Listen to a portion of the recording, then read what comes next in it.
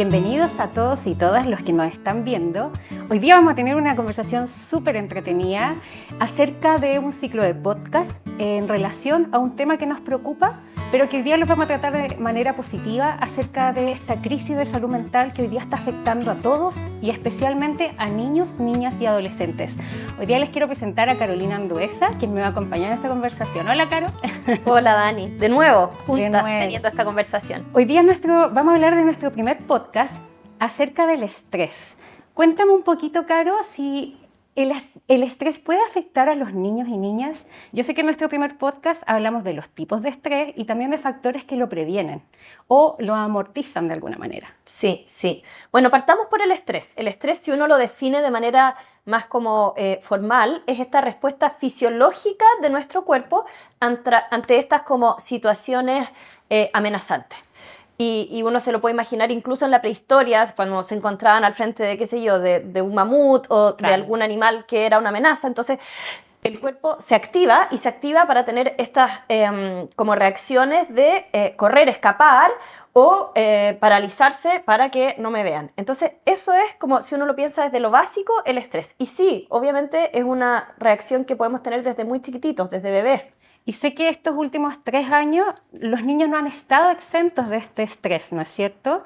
Y probablemente sus familias tampoco. Y esto además, en el fondo, se acrecenta o de alguna manera aumenta a partir de otros factores como pérdidas, por ejemplo, de algún familiar, separaciones, divorcios, etcétera. Claro, y en ese sentido nosotros siempre hemos sabido que en Chile tenemos malas cifras de salud mental de los niños y niñas, pero posterior a la pandemia estamos todavía más preocupados. Ahora, nosotros lo que queremos es pasar del diagnóstico a la acción, ¿verdad? No nos queremos quedar en este preocuparnos, sino que queremos en los datos.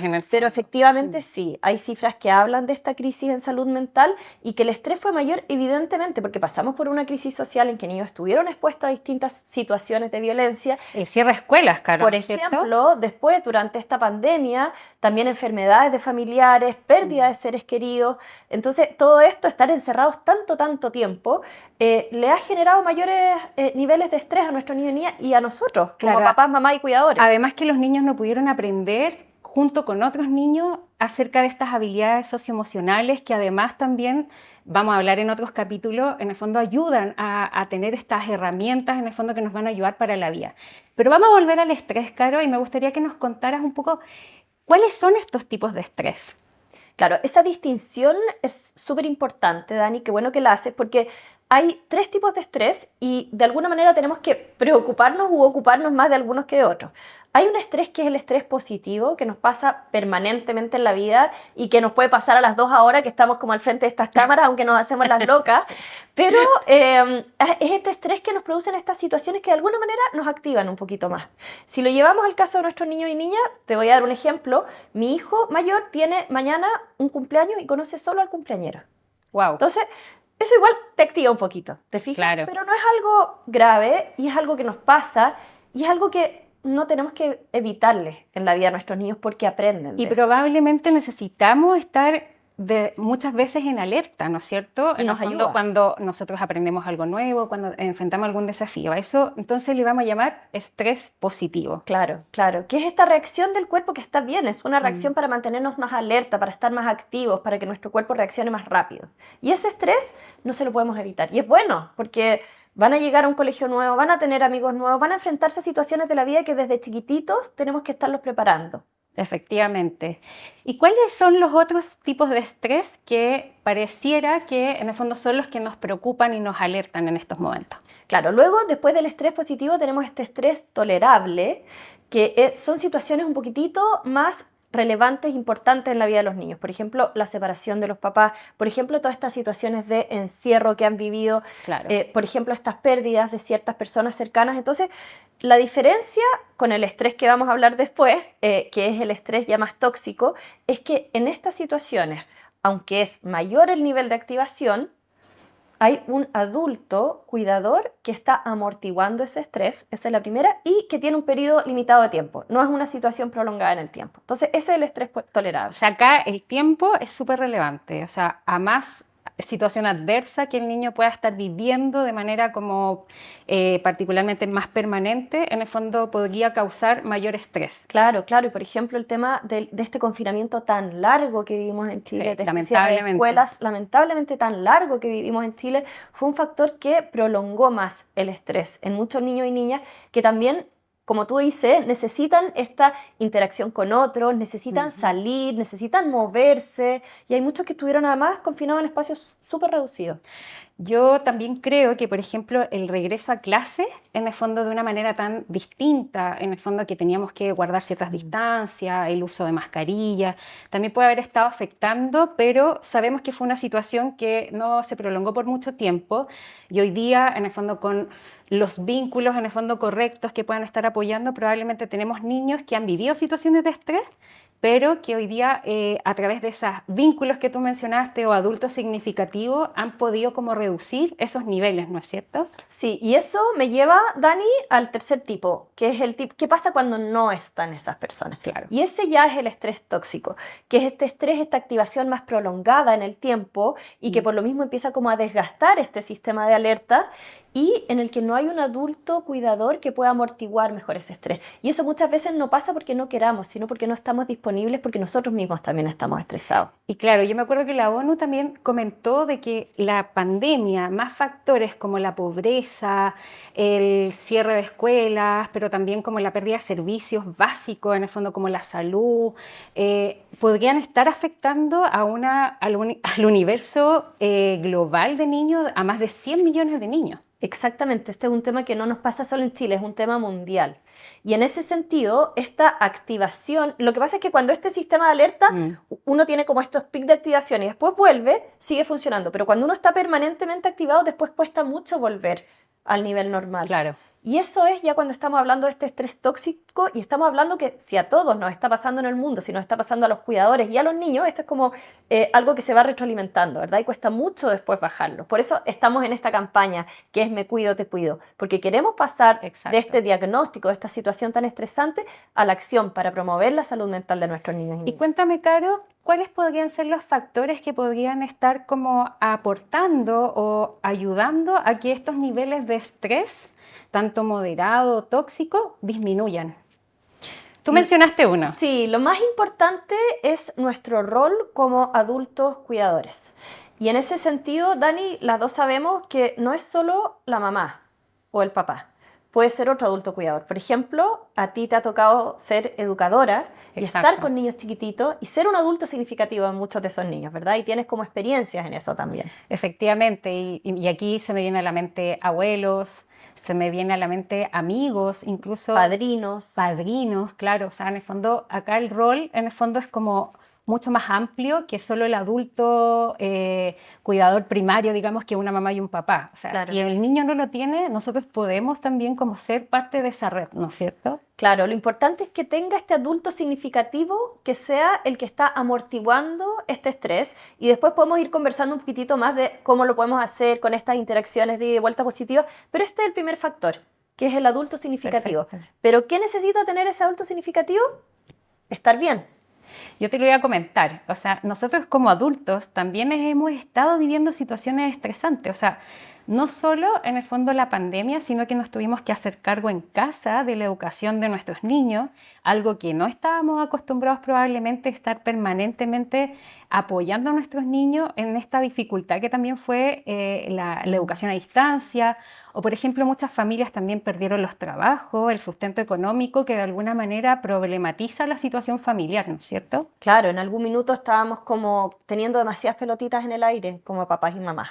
Lo digo yo también como mamá de 3 niños que tenían que estar conectados, uno pre-kinder pandemia, primero, tercero, que eran además cursos en los que todavía uno tiene un rol un poquitito más activo y al mismo tiempo trabajando y al mismo tiempo tratando de cumplir todas las labores de la casa. Entonces, efectivamente, eso para los papás y mamás fue un estresor mayor. Y de hecho, hay una encuesta que muestra que las personas que tuvieron mayores factores de estrés fueron las mamás de niños de estas edades durante la pandemia, porque eran las que estaban con más demandas. Entonces, acá es súper importante el autocuidado? Yo sé que a eso nos vamos a referir ahora en estos minutos que nos quedan. En el fondo, ¿por qué es tan importante el autocuidado en los adultos para poder cuidar a otros? Para poder nosotros cuidar a nuestros niños tenemos que estar sintonizados con nosotros mismos, porque si no, no vamos a poder ni siquiera escuchar las necesidades de nuestros niños. Entonces, para poder tener estas relaciones en que yo soy el colchoncito amortiguador del estrés de mi hijo o hija, yo necesito estar bien. Entonces, esa es nuestra campaña, que es me cuido, Sí, te cuido. te cuido. Tengo que cuidarme para poder cuidar. Algunas mamás esto lo ven como una forma súper egoísta de verlo. O sea, dicen, no me puedo desconectar del niño, en verdad no puedo, en el fondo, como hacer esta disociación, pero sabemos que en el fondo es súper necesario. Entonces, ¿cómo hacemos este llamado, en el fondo, a crear esta conciencia de que el autocuidado es un deber, en el fondo, dentro de esta campaña? Para poder nosotros, en el fondo, cumplir ese rol de adulto significativo en los niños de manera completa, de calidad y de alguna manera, ¿cómo empezamos? ¿Cómo damos este primer paso? ¿Cuál sería un tips o un consejo? Bueno, lo primero es en relación a lo que tú dices, Dani, es que es legítimo, importante, necesario, indispensable cuidarnos. Entonces, eso es como lo primero que lo debemos tener todos en cuenta, tanto en términos de cuidarme yo como mamá, como en términos de darle espacio a otras personas para cuidarse, como en este caso el papá cuando lo necesite. Claro. Entonces, lo primero es eso. Esto es una necesidad, no es un lujo.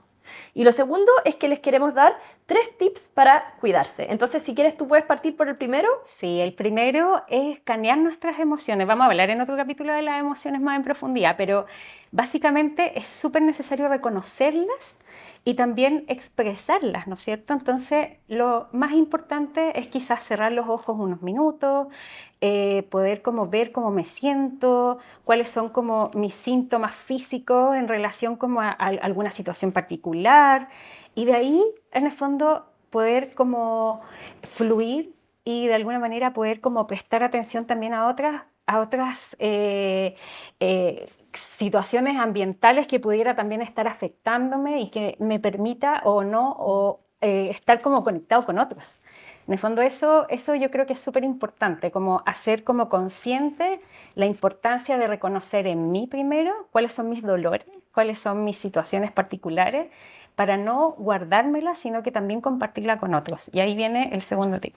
Claro, y en ese sentido, siguiendo con tu tip, Dani, es como reconocer el minuto en el que estoy pasando mi barrera del estrés, en el que estoy llegando al momento en el que ya esta activación está siendo un poquitito más dañina. Entonces, ¿dónde está eso? ¿En qué minuto se da? Es clave eso. Por ejemplo, a mí me pasa que dejo de concentrarme.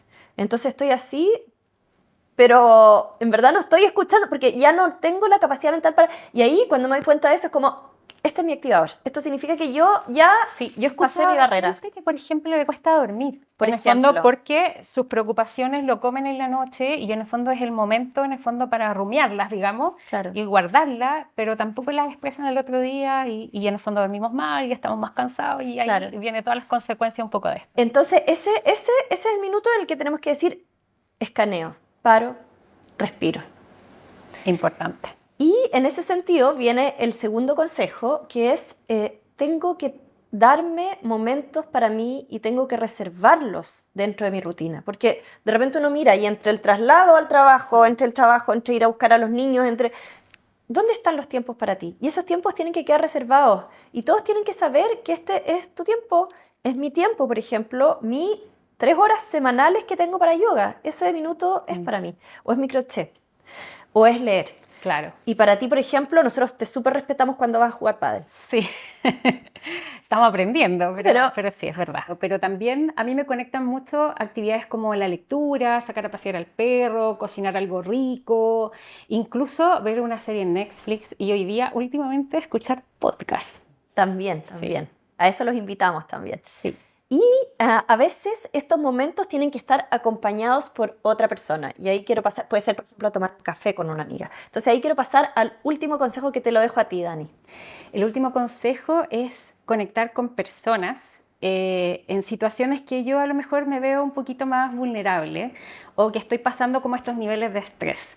Y yo creo que ahí es súper importante ver cuáles son nuestras redes, tratar de identificar quién nos podría ayudar, quién nos podría escuchar. Muchas veces no es un consejo, sino que una escucha abierta, una escucha activa, una escucha honesta. Y desde esa perspectiva yo creo que estos 3 consejos ayudan un montón como a dar este primer paso en el autocuidado. Y acá como que el seguro como contra accidentes. Siento que esto es como un skincare diario. En el fondo deberíamos tratar de tener esos minutos en el fondo para nosotros, conectar con alguna actividad que nos guste y además tratar de conversar con alguien. Hoy día tenemos mucho más a mano las redes sociales también para conectar, aunque esto no reemplaza para nada la presencialidad, pero de alguna manera nos ayuda. Entonces ese es nuestro último consejo, hacer redes de apoyo, cuidarnos juntas para poder cuidar. Así que, y en ese sentido, las que hemos estado detrás de este podcast, nosotras 3 con la Carola, la Dani, la Carola está detrás de cámaras ahora, hemos sido también un súper grupo de apoyo para nosotras mismas en estos momentos. Entonces, de todas maneras. Queremos invitarlos entonces a parar, respirar, identificar estas emociones, estas sensaciones cuando estamos llegando a niveles que nos alteran, luego a darnos momentos para cuidarnos y a cuidarnos juntos, a hacer redes de apoyo. Y bueno, estamos llegando al final de esta cápsula y los queremos dejar invitados a que escuchen en profundidad el primer podcast sobre el estrés en niños y niñas y también dejarlos invitados a que puedan entrar a nuestras redes sociales también y a nuestro portal educativo. Cuéntanos tú, Caro, ¿cuál es el portal? ¿Qué podemos encontrar? Etcétera. En Fundación CMPC Conecta podemos encontrar harto material para mamás, para educadoras, y ahí podemos tanto encontrar, esto es entretenido también, porque ahora que estamos en periodo de vacaciones, podemos encontrar material para jugar con nuestros niños de manera estimuladora y también podemos encontrar todo este material de esta campaña del Me Cuido, Te Cuido para nosotros como cuidadores principales de niños y niñas. Muchas gracias, Caro, por esta conversación tan entretenida. Me encanta en el fondo que podamos hablar de estos temas que son tan importantes hoy día y que también en el fondo nos van a ayudar a tantas personas como a dar este primer paso hacia el autocuidado y también a poder disminuir en el fondo todo esta crisis socioemocional que estamos viviendo, pero desde una manera mucho más activa, desde un rol mucho más activo. Y desde un rol mucho más positivo, así que los invitamos a cuidarse para poder cuidar. Gracias a todos por estar acá.